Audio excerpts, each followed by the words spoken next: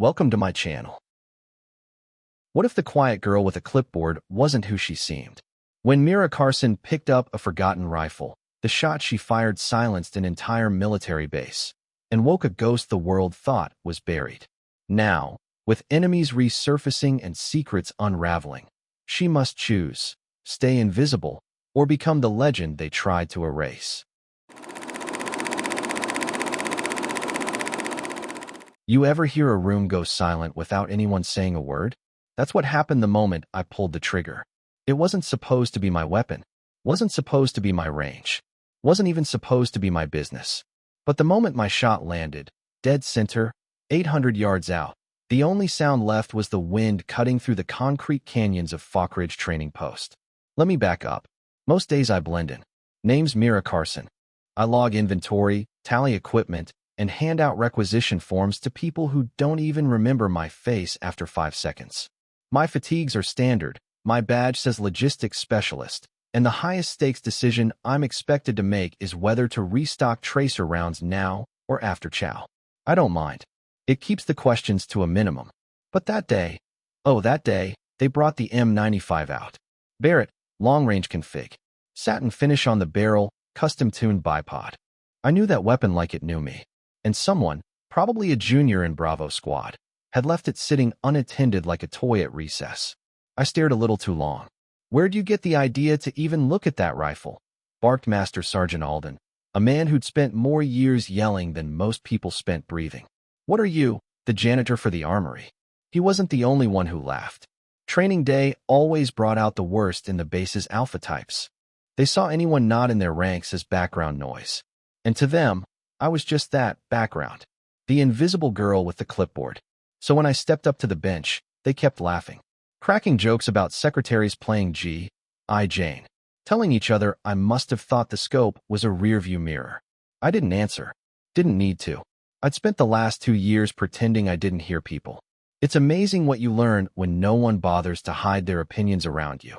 But while they laughed, I was watching the wind flags. Tracking the heat shimmer on the dirt berm. Noting every variable they didn't think I knew how to read. I took the rifle. No one tried to stop me. That's the thing about ridicule. They'd rather watch you fail than risk admitting they might be wrong. So I settled into position, slow and fluid. Checked the bolt, clicked the safety off.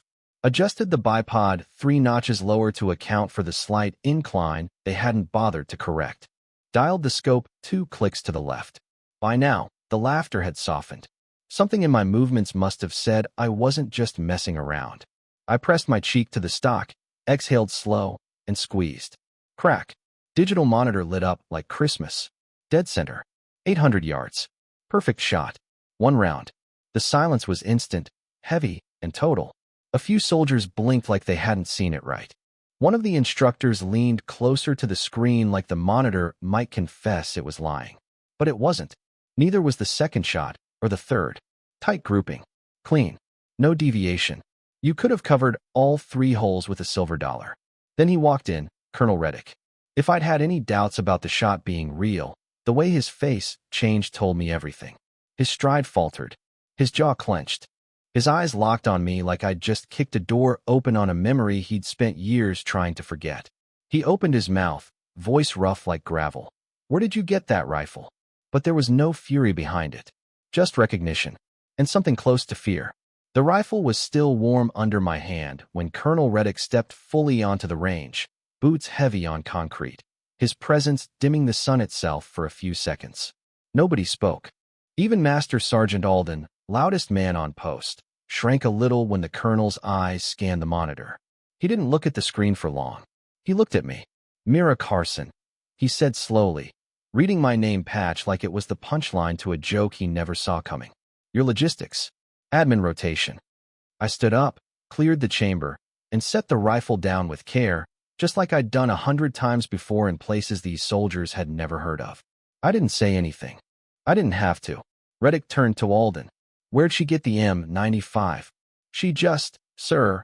She walked up, and Alden stumbled, grasping for something to make the moment feel less impossible. Reddick silenced him with a hand. Then, quieter, like he wasn't talking to anyone in particular. I've seen those hands before. He was right. He had. Back when we weren't wearing name tapes, when call signs mattered more than birth names. Before the files were sealed. Before everything I'd done was folded into blacked-out ops that never happened. He remembered. I could see it in the way he didn't dare ask me the next question. Not out loud. The others kept quiet, unsure of what they were watching. They'd come to mock, maybe to laugh. Now they watched like someone had opened a door to a room they didn't know existed. Eventually, someone whispered, "How the hell does she shoot like that?" No one answered. They didn't know about Operation Night Choir. They didn't know about the ravine in Michael Province, or the 11 soldiers pulled from the kill zone one by one, under cover of night, each move covered by single, unseen overwatch. They didn't know about Shadow Team 6 and the woman they only knew as Blue 13. Because to them, Mira Carson was a clipboard. To me, Mira Carson was the mask. The one I wore after I'd buried the other part of myself. When I left the range that day, nobody stopped me. I walked with the same quiet gait I'd always had. But the difference was in their silence. This time, it followed me like respect. I returned the rifle to the vault myself. Keyed in the override code they didn't know I had access to. I logged it out as testing, barrel warp assessment, same as always. Later that night, they pulled my personnel file. It showed exactly what they expected. Admin roles, 2 commendations, nothing above Tier 2 clearance. But files can lie. The real records? They're buried under 2 layers of classification. And even then, the only person who could open the sealed envelope was already retired. Colonel Reddick wasn't retired yet. But that didn't matter. Because he remembered that night at Checkpoint Raptor 9, when his convoy was pinned, and someone on the ridgeline started dropping hostiles like dominoes. One shot at a time. Flawless. Untraceable. And when he'd looked up, he'd seen a silhouette. Just once. It was mine. He never saw my face. But now he had. And his hands didn't stop trembling for 10 minutes after. The whispers started before I made it back to my bunk. I heard them down the corridor near the rec hall. Near the mess line. In the motor pool. They weren't loud. Not yet. Just little fragments floating through the air like shrapnel from a grenade no one saw go off. You see that shot? Dead center at 800. Colonel looked like he saw a damn ghost. That last one stuck with me. Because it wasn't far from the truth. The ghost they thought they saw was still here. Breathing. Listening. Filing serial numbers and hauling crates. Hiding in plain sight. And now, just like that, the shroud was starting to slip. They didn't have a name to attach to the story yet. Not one they were allowed to say out loud. But a few soldiers from older units started looking too closely at the range footage. Zooming in on my stance. The way I adjusted the scope. The way I cycled the bolt. They knew that kind of precision didn't come from training manuals. So someone, probably one of the contractors who used to work deep ops, whispered a name like it was a prayer. Blue 13. The name didn't show up in any official documents.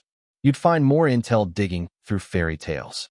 But for those who'd heard it in the field, it meant one thing. A sniper who wasn't supposed to exist. Not just a shooter. Not just a marksman.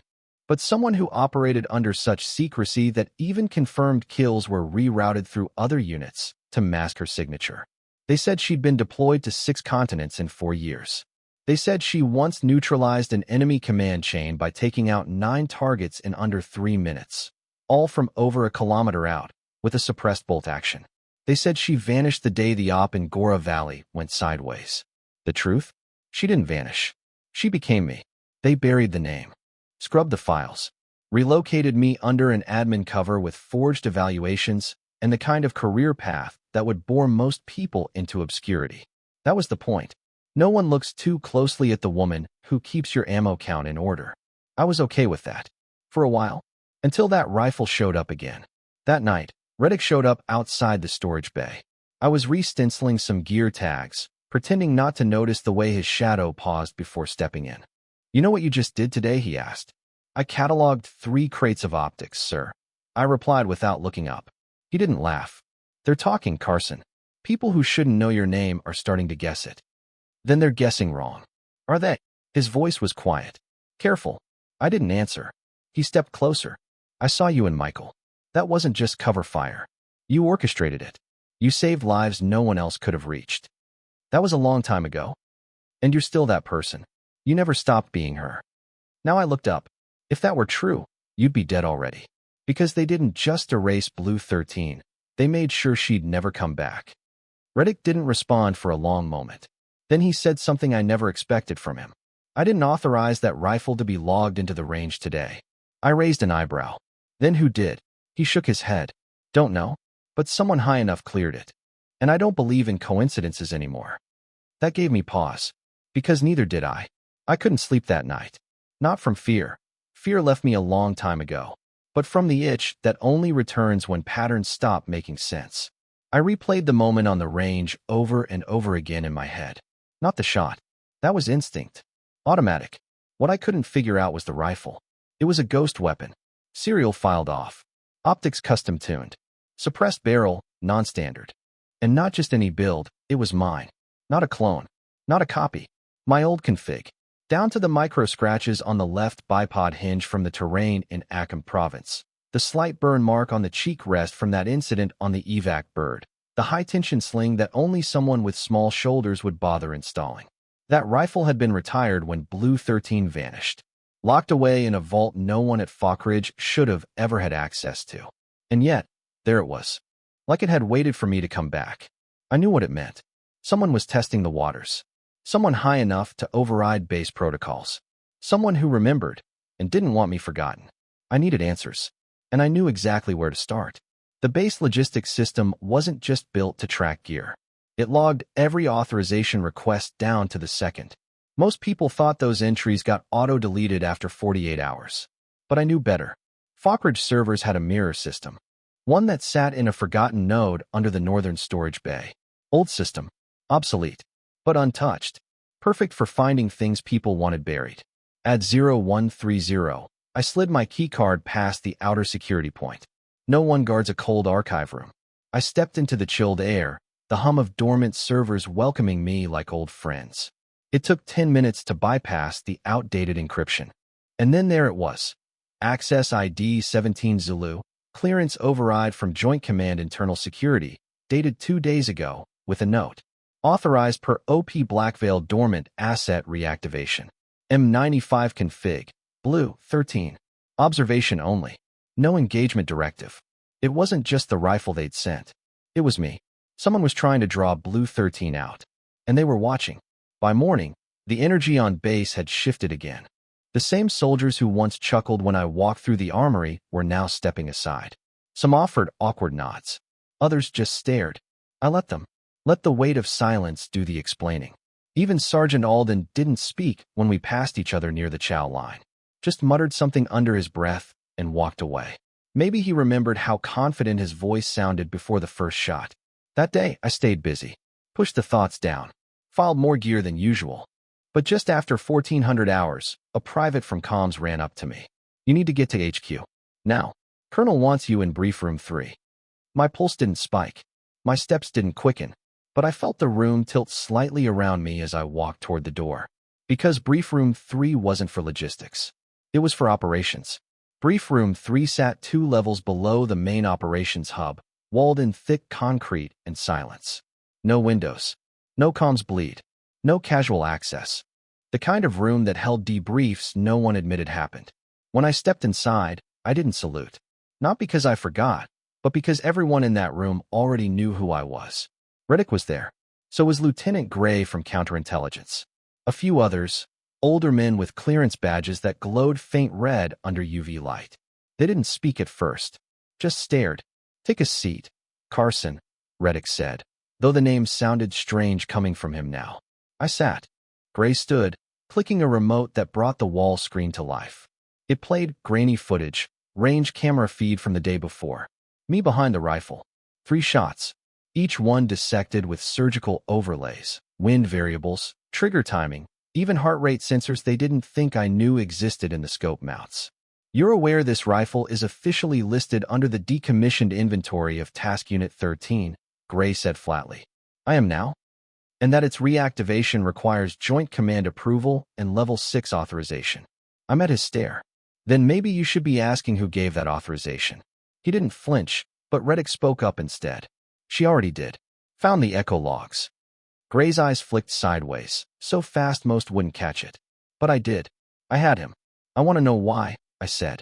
Why pull me back into view after all this time? You buried the files, ghosted the name, shoved me into the basement. Now this. What are you trying to test? Gray stayed still for a moment. Then, slowly, he pulled a file from his satchel and slid it across the table. Because someone else has resurfaced. I opened the folder. Photos, dossiers, heat map reports, combat intel snapshots, and one name, Vin Petrovich. Status, presumed dead, classified operation, Ice Hook. New intel, alive. Operational, hunting ex-operatives. The room dimmed. Or maybe that was just in my head. Petrovich had been a myth even before Ice Hook. An ex-KGB blackhand, turned private ghost operative. He wasn't just a killer, he was the man who trained them. And he'd seen me once. Only once. Back when my face was half covered in ash and blood, kneeling over one of his mercs with a blade in my hand. That night in Belarus. Reddick spoke again. He knows Blue 13 survived. And he's moving. I stared at the photo. So this isn't about my performance. Gray nodded. It's about your existence. That night, I didn't sleep again. I stayed in the dry bay, watching the rifle. I hadn't touched it since the range. But I could feel it humming. Or maybe that was just memory creeping through my veins again. Outside, the wind carried the distant echo of training fire. Inside, I ran my hands across the case. Felt the weight of old lives returning. It wasn't a question anymore. Someone had sent a signal by pulling that rifle out of the dark.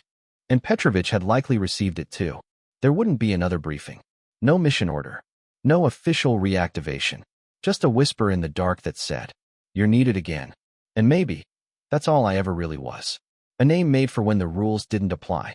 The message came through at 0234 hours. Not via the official comms channel.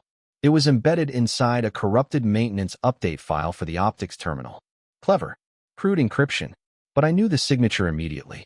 Call sign, Ashlight 4. Directive, reconvene protocol Delta route. Location, Grid V, 47/Ironwake Ridge. Ashlight 4. No one on this base would recognize it, but I did. It was the only call sign I ever trusted. He'd been my spotter once. We never exchanged first names. That wasn't how things worked in Blackvale. But I trusted his breath more than my own heartbeat when it came to zeroing a shot. And now he was alive. And calling me in. Ironwake Ridge wasn't on any of the base's official maps. It was off-grid, a shadow zone used during unrecorded surveillance missions. A few old watchtowers, a rusted-out comms repeater, and wind strong enough to slice through bone. That's where he wanted to meet. No backup. No exfil plan. No justification. Just come. So I did. I signed out under pretense of equipment recalibration, something no one was likely to question now. In fact, most people avoided looking me in the eye altogether.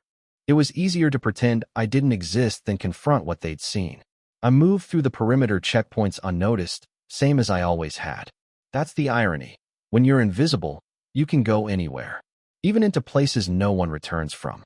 The journey took 2 hours on foot. I left the base transport behind. Too noisy. Too visible. Besides, I remembered the terrain. I'd walked these trails years ago under a different identity, mapping every hollow and slope by feel. Ironwake Ridge hadn't changed. Still cold. Still humming with ghosts. At the edge of the comms tower ruins, I spotted him. Ashlight 4. Same lean frame, draped in weatherproofs and static camo. Face half hidden under an old tactical wrap. But it was him. "You got the ping," he said. "I was wondering if you sent it, or if someone was burning old keys hoping I'd bite." "It was me," he said simply. "And we don't have time for hesitation." He handed me a data stick. I didn't ask what was on it. I trusted the look in his eyes. He pointed toward the south overlook. "You're not the only ghost who's been poking out of hiding. Petrovich is assembling names. Names like yours. Mine. The others from Echo Line and the pre-fall missions. He's trying to finish what was left undone." "How far along is he?" Ashlight's jaw tensed. "He already got Wraith, too. Slipped something into her comms.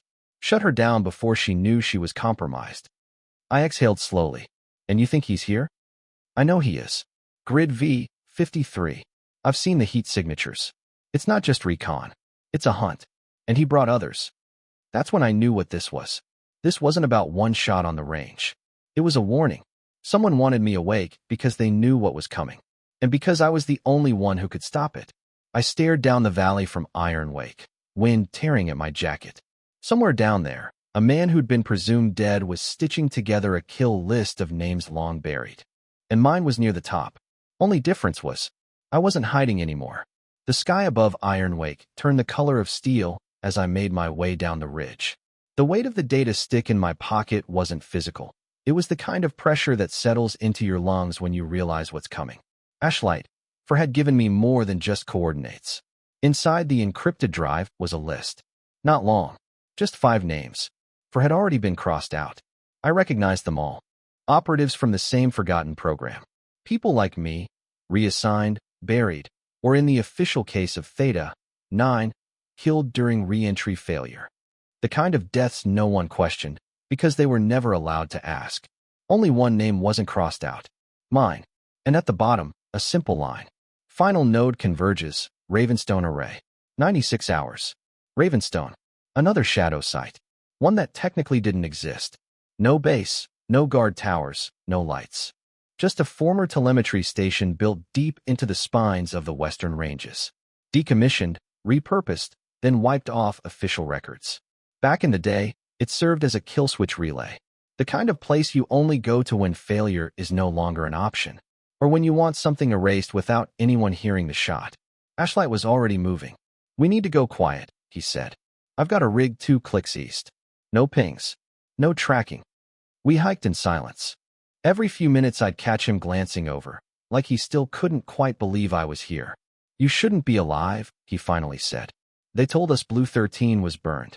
Opaishook's last known survivor was me. They lied. They always do. When we reached the ridge, I spotted his hideout. No vehicle in sight. Just a shallow dugout covered in heat-reflective netting and snow. He ducked in first, pulling out a hard shell case the size of a guitar box. He unlatched it, revealing a matte black rifle broken into 3 precise segments. He began assembling without looking, hands moving out of muscle memory. He glanced at me. You still shoot cold? Colder, I said. But I don't shoot unless I have to. Ashlight paused. You're going to have to. We reached Ravenstone at 0400, 2 days later. The station sat like a bunker melted into the hillside. Camouflaged. Silent. Only the faint glow of intermittent infrared told us it was active, which meant we weren't the only ones here. Ashlight pointed. Thermals show 6. Maybe more. But it's not just standard security. Look at the placement. Perimeter sweep patterns, overlapping fire zones. That's Petrovich's fingerprint. I nodded. He's not here for surveillance. He's tying off the last knot. Me. I found a perch one, 3 kilometers east, on a rise that had perfect visual of the array's entry zone. I set the rifle down. Not the base issue gear I'd returned to storage after the range. This was mine. The one from the vault. The rifle they pulled out of deep storage for reasons no one would admit. The one I'd tuned in silence years ago with wind data, thermals, and gut instinct. It felt like coming home. I calibrated, accounted for elevation, temperature, air pressure, dialed scope to 10x. My heartbeat slowed. My breath disappeared into that quiet space where everything feels inevitable. And then I saw him. Petrovich. Older, slower, but unmistakable. His outline clean against the white glare of floodlights. Surrounded by 2 others. No insignia. No identifiers. I waited. Watched. He walked toward the array doors like he owned the place. Maybe he did. He paused. Spoke to someone inside. Then he turned and looked directly toward my ridge.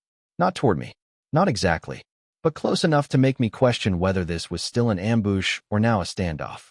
Because predators know each other by scent. By stillness. And he knew I was here. I waited for the shot that never came. Because Petrovich didn't want to end me from a distance. He wanted to look me in the eye when it happened. He wanted to erase Blue 13 personally. Too bad for him. I'd already erased myself once. I could do it again. We ghosted down the ridge under the cover of first light. Ashlight took the rear, moving like a shadow on glass. I led. Every stone, every pine branch underfoot, every shift of the wind. I felt it in my bones. We moved with no radio chatter, no light, no sound above a breath. By the time we reached the outer fence of Ravenstone, I already knew what was waiting. Tripwires, IR grids, sound traps set into the snowdrifts. All the old tricks we used to plan ourselves. Petrovich was using our own tactics. He wasn't just hunting ghosts. He was rebuilding them. Ashlight signaled. He'd found an opening, a breach in the western perimeter. Not luck. A message. An invitation. Petrovich wanted us inside. He wanted it controlled. I looked at Ashlight, and he read my mind. He's trying to hurt us. Let's not go where he wants. We split up. Ashlight looped around to intercept the upper comms relay, which doubled as a fallback tunnel. I took the long path, through the frozen vent shafts that hadn't seen use since this place stopped pretending to be a weather station. The shaft was tight, cramped. I crawled through on elbows, pushing the rifle ahead of me, breath fogging up the space with each inch forward. I emerged into the central maintenance wing, now stripped of any signs of scientific purpose. Cables lined the walls, racks of unmarked gear. No personal items, no bunks. This wasn't a base. It was a hunting blind. I crept forward, eyes adjusting to the dim glow of emergency lighting. Then I heard it. Boots. 3 sets. Pacing. Coming from the inner chamber. I ducked behind a wall panel, just as the figures passed. 2 masked operatives flanking the man himself. Petrovich. His beard was grayer now, eyes deeper set, but the way he moved? Same as ever. Like a coiled spring waiting to snap. He paused suddenly, head tilted, and then he spoke. Do you remember Belarus, Blue 13? He didn't shout, didn't bark, just said it like a priest delivering last rites. I stepped out from cover. Didn't aim. Not yet. I remember your man bleeding out in the snow. He smiled, cold and thin. Your work. Precise. Efficient. No hesitation. I've always admired that. Then why come back now? Why start this again? He stepped closer. Because our kind doesn't get to sleep forever. The world remembers what it needs. And now it needs us again. Not the noise. Not the uniforms. The silence. The ones who pull the trigger without asking why. You tried to erase me. I tried to recruit you. They chose to erase you. And now, I'm giving you a choice. He nodded toward his men. We're rebuilding what Blackveil tried to destroy. Clean teams. Ghost squads. The next generation of perfect deniability. I raised the rifle halfway. He didn't flinch. I didn't come here to join you, I said. I came to end this. He smiled wider. You always were the stubborn one. Then it happened. A flicker in the lights. A muffled pop from the east wing. Ashlight. He'd breached the outer node. Chaos erupted. I dropped to a knee and fired twice. Center mass. Petrovich's 2 guards fell like rag dolls. He dove behind cover, rolling smoothly like he'd rehearsed this moment for years. I heard him shout, "She's still a damn weapon." That was the last compliment he'd ever give me. The echo of gunfire bounced off steel walls, a chaos symphony of returning ghosts. I shifted left, using the old loading crate as cover. My breath steady, movements deliberate. Petrovich was pinned, somewhere in the control hub at the end of the corridor. But I knew better than to assume he'd stay caged. He was too smart, too practiced. He was already working an angle. Ashlight's voice came over the private line, barely a whisper. Overwatch down. Engaged in East Wing. No support coming. Understood. That meant it was just me now. How it always ends. I moved silently through the corridor, boots soft against old concrete. Lights flickered. Power rerouted. The station was dying around us. At the end of the hall, the control room door was open. Petrovich stood just beyond it, back to me, hands on the console. I leveled my rifle. He spoke without turning. You'll regret it. No, I won't. You still think this is about revenge? About who was right? It's not. It's survival, Blue 13. You and I. We were built for a world that's waking up again. You kill me now. You kill the only chance that version of you has to matter again. My finger hovered on the trigger. He turned slowly, calm. No weapon in hand. Just words. You kill me, and you go back to the shadows. Forgotten. Filed under admin. Never called on again. He wasn't wrong. This mission wasn't a reinstatement. It was a cleanup. A warning shot to anyone watching from behind black glass. I lowered the rifle and walked forward. His expression changed, surprise first, then something like relief. That's when I pulled the sidearm from my thigh and shot him once, clean through the neck. He dropped instantly. No drama. No last words. Just silence. Ashlight found me 20 minutes later, rifle still slung over my back, standing alone in the control room. He didn't speak at first. Then, you did what needed doing. I always do. He nodded. They'll bury this. They always do. He looked at me carefully. What happens now? I exhaled. Now, I go back to filing paperwork, logging inventory, being invisible. He smiled, faintly. And if they come looking again? I chambered a fresh round. Then I remind them why they stopped looking the first time. The extraction was quiet. No lights. No questions. The records of Ravenstone's final activation were deleted within hours. Petrovich's body never made it to any database. His name was once again pushed back into myth. Just like mine. By the time I returned to Falk Ridge, the range was back to normal. Recruits shouting. Rounds echoing. The smell of hot brass in the morning. But something had changed. Not in them, in me. I stepped through the gate unnoticed. Same uniform. Same clipboard. Same ID badge that said Mira Carson, Logistics Technician 2. Only now, every nod I received came with a shadow of something deeper. Not fear. Not even awe. Recognition. They didn't know everything, and they never would. But enough of them had seen the grouping. Heard the colonel's silence. Watched the rumors thread themselves into truth. And that was all I needed. No one mentioned Petrovich. There was no debrief. No medals. No citations. The only evidence of that mission was a reissued requisition form that passed through my hands like all the others. Reddick never called me in again. Not for questions. Not for warnings. He knew. And maybe, somewhere deep in the classified corridors, he'd burned the last copy of the Blue 13 file. One final act of respect. Or maybe it still sat in a sealed envelope under 6 layers of clearance, waiting for the next time someone needed a weapon made of silence.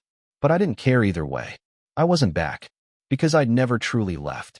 That afternoon, I walked past the range again. A young private was adjusting his scope, struggling to find center at just 300 yards. His sergeant barked something about fundamentals, trigger discipline. I paused. Shift your left elbow in, I said quietly.